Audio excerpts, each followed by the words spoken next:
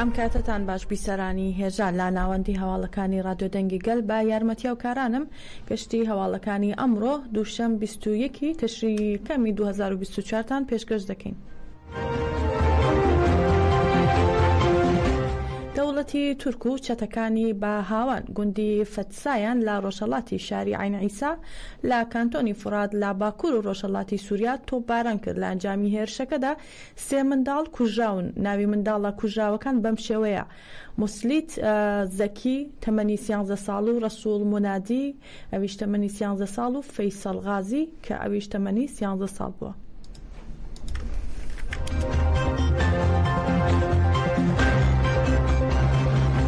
لە سنووری دەیرۆلوک گەریلاکانی ئازادی بەرپەرچی هێرشێکی داگیرکاری سوپای داگیرکاری تورک دەدەنەوە و شەڕێکی سەخت لە ئارادایە. سوپای داگیرکاری تورک باچڕی جیایمەتی نای سەربا شارۆچکەی ئامێدی سنووری پارێزگای دوهۆکیان بردومان کردو. با گوێرەی زانیاریە سەرچاوە هەرێمیەکان هاوکات سوپای داگیرکاری تورک هێرشی داگیرکاریان ئەنجامدا و گەریلاکانی ئازادی بەرپەرچیان داونەتەوە و شەڕێکی سەخت ڕوویداوە.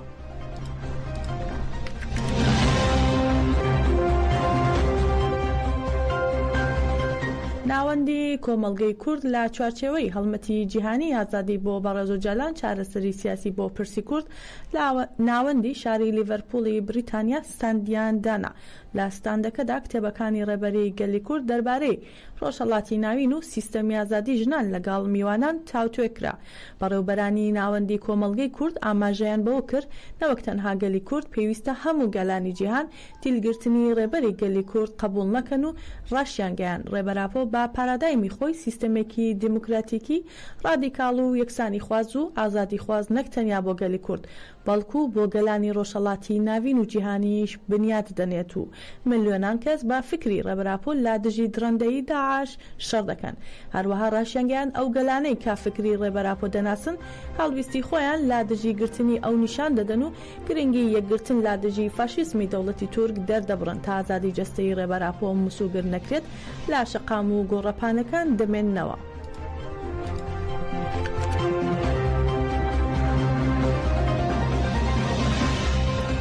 کۆمسیۆنی بنەماڵەی شەهیدانی هامبورگ و ئەنجومەنی ژنانی ڕۆژبینی هامبورگ لا بینای تێکتەمی هامبورگ مەراسمێکیان بۆ یادی شەهیدانی ڕێگای ئازادی ئەنجامدا. لەسەر ناوی کۆمسیۆنی بنەماڵەی شەهیدان باوکی شەهید چەنگیز ئۆنات شەهیدانی ئازادی بەبیر هێنایەوە و وتی شەهیدان بەهایەکی پیرۆزی ئێمەن و خاوەنداریان لێ دەکەین. هەروەها نووسەر و پارێزەری مافەکانی مرۆڤ ئەنجا فلاج وتی پەکەکە پارتی شەهیدانە و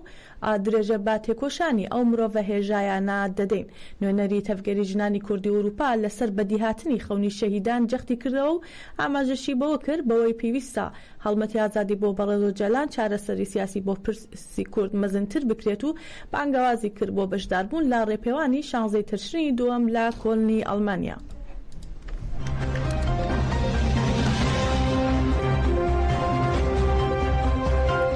پەرلەمانتاری ڕۆحا عومەر ئۆجەلان تشکی خستە سەر گۆشەگیری سەر ڕێبەری گەلی کورد عەبدوڵڵا ئۆجەلان و لە سەرۆک کۆماری تورک ئەردوغان و وەزیری دادی ئەڵماس تونچی پرسی بۆچی یاسا جێبەجێ ناکرێت. پەرلەمانتاری پارتی یەکسانی و دیموکراسی گەلان دەم پارتی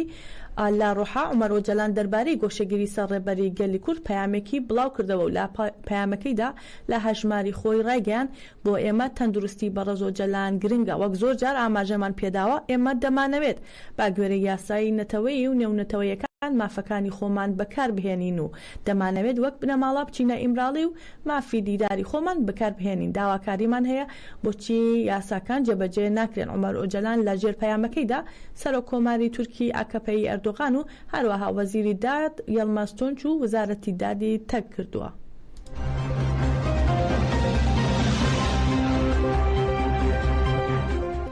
تەنگدانی گشتی هەڵبژاردننی خۆلی شەشەمی پەرلەمانی هەرێمی کوردستان بەڕێوەچوو وەک کۆمسیۆن ڕایگەاندووە ڕێژەی بەشداری لە پرۆسەکەدا لە 72 بووە و لە سەراستی بازنەکانیش ڕێژەی بەشداری لە دهۆک لە 78 و لە هەولێر لە 174 و لە هەڵەبجەش لە 169 و لە سلێمانی ڕێژەکە لە 165 بووە. کۆمسیۆن ڕایگەاندووە ئەمڕۆ ئەنجامی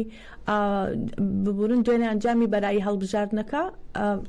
ببورن با گوێرەی ئەنجامە نافەرمیەکان پەدەکە بەراورد لەگەڵ خولی پێشوو ژمارەی کورسیەکانی بۆ نزیکەی 40 کورسی کەم بوونەتەوە و کا پێشتر 45 کورسی هەبوو ئەمە جگەلەوەی چیتر وەک خولەکانی پێشوو 11 کورسی کۆتاکان نەماوە و ناتوانێت بەکاریان بهێنێت هەر با گوێرەی ئەنجامە نافەرمیەکان یەنەکە بەراورد لەگەڵ خولی پێشوو دەنگ و کورسیەکانی زیادی کردو و نزیکەی 24 کورسی مسوگر کردووە لەسەر ئاستی هەرێمی باشووری کوردستان نەوەی نوێ لاپلەی سێهەمدایە کە 7 کورسی مسوگر کردووە و دوای ئەویش یەکگرتووی ئیسلامیە کە 7 کورسی یەکلا بۆتەوە و لاپلەی پێنجەمیشدا کۆمەڵی دادگەریە کە نزیکەی 4 کورسی مسوگرە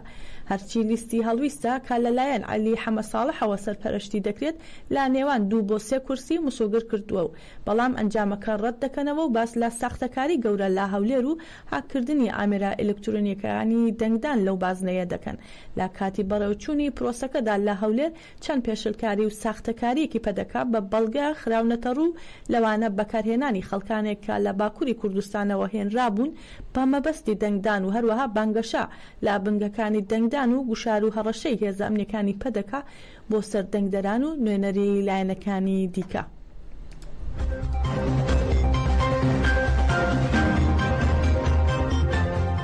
وزارەتی کۆچ و کۆچبەرانی عێراق سەبارەت با ڕێژەی گەڕانەوەی ئاوارەکان بۆ زێدی خۆیان و پێشکەشکردنی هاوکاری ڕاگەیاندراوێکی بڵاو کردوێتەوە و لە ڕاگەیاندراوەکەدا هاتووە تا ئێستا 90% ئاوارەکان گەڕاونەتەوە زێدی خۆیان و هاوکات پاکێجەکان بەردەوامە بۆ هاندان و گەڕانەوەی ئاوارەکان و وزارەتەکان ئەولەویەتیان بە دۆسی ئاوارە بونداوە ئاماژەیان بەوەش کردووە بەشێک لە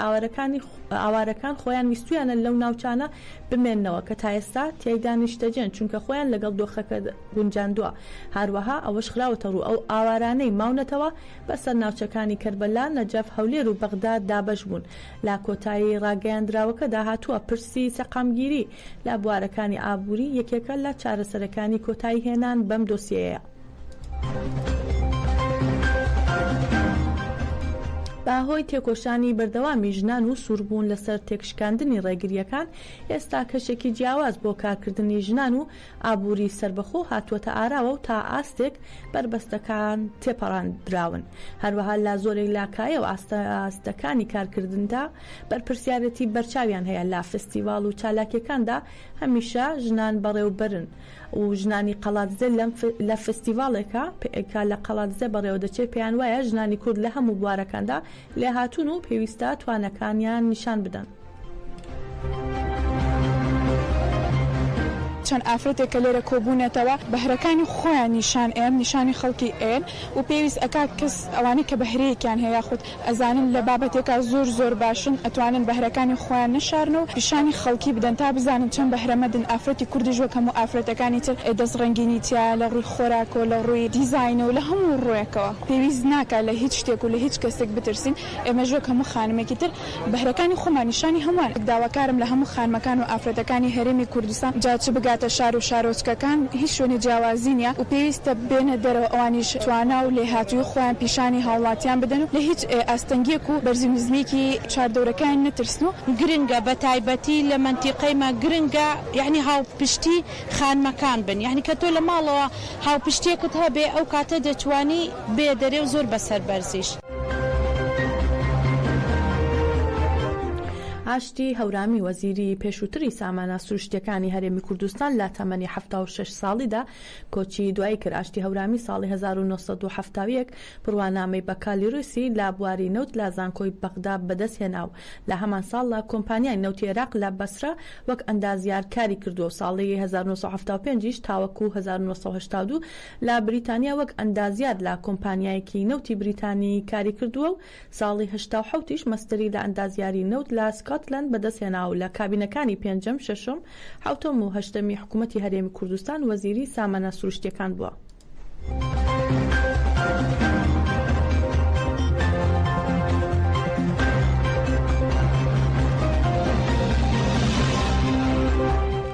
پەخشان عەزیزی زیندانی سیاسی محکوم بە ئاعدام لە زیندانی ئێڤین لەسەر داوای دادستان لە چاوپێکەوتنی بنەماڵەکەی و پارێزەر بێبەری کراوە. سەرچاوەیەکی ئاگادار نزیک لە بنەماڵەی ئەم زیندانی ڕایگەیاندووە کە دوو پارێزەری پەخشان عەزیزی سەردانی زیندانی ئێڤین دەکەن، بەڵام بە پێی فەرمانی دادستانی ڕێگری کراوە لە چاوپێکەوتنیان و ئەم فەرمانە لە لایەن نەیری یاریدەری چاودێر بە پارێزەرەکان ڕاگەیاندراوە. هەروەها سەرچاوەکە ڕوونی کردوێتەوە کە جگە لە دۆسیە سەرەکیەکە کە بووە بەهۆی دەرچوونی حکومە ئێدامی پەخشان عەزیزی و لە دیوانی باڵای ئێران لاژێر لێکۆڵینەوەدایە ناوبراو بەهۆی ناڕزایەتی نیشاندان بەرامبەر بە بردنە ناوەوەی سندوقی دەنگدان بۆ بەندی ژنانی ئێڤین لە ڕۆژی هەڵبژاردن و ناڕزایەتی بەرامبەر بە ئێدامی ڕزا ڕسایی و محکومانی دیکەی ئێدام کراو لەگەڵ دوو دۆسیەی دیکە ڕوبەڕوو بووتەوە.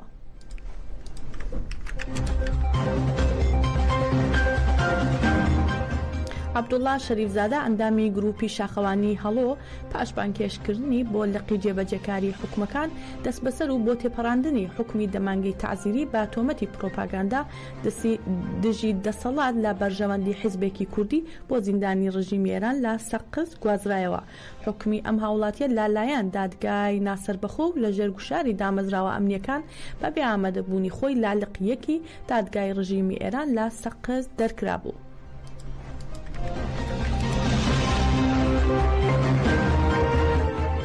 فتحولا گۆلان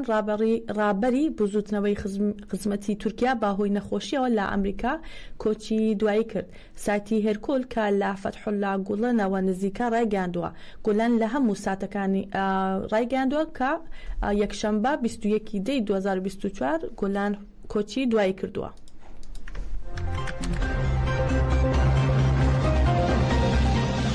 پێگەیەکی ئێرانی دوو بەڵگەنامەی نهێنی هەواڵگەری ئەمریکا ئاشکرا دەکات. ئەژانسی ئەکسیۆسی ئەمریکی راپۆرتێکی بڵاو کردوێتەوە و تیایدا دوو بەڵگەنامە خراوەتە ڕوو کە پێگەیەکی ئێرانی توانیوێتی دەستگای هەواڵگەری ئەمریکا هاک بکات و سروشتی ئامادەکاریەکانی ئیسرائیل بۆ دەستپێکردنی هێرشە چاوەڕوان نەکراوەکە بۆ سەر ئێران ئاشکرا بکە.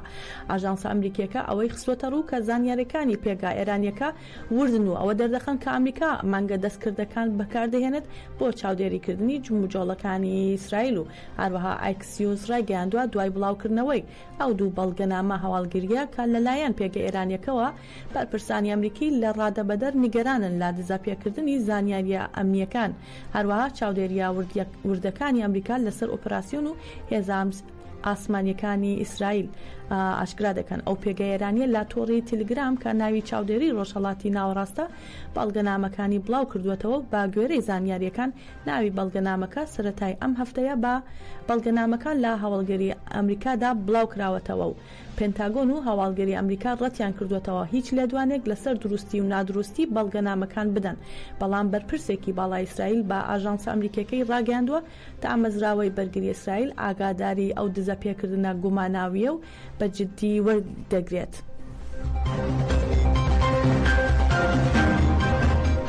ڕێزان هەواڵەکانمان پێشکەشکردن بمێنن لا خۆشیدا.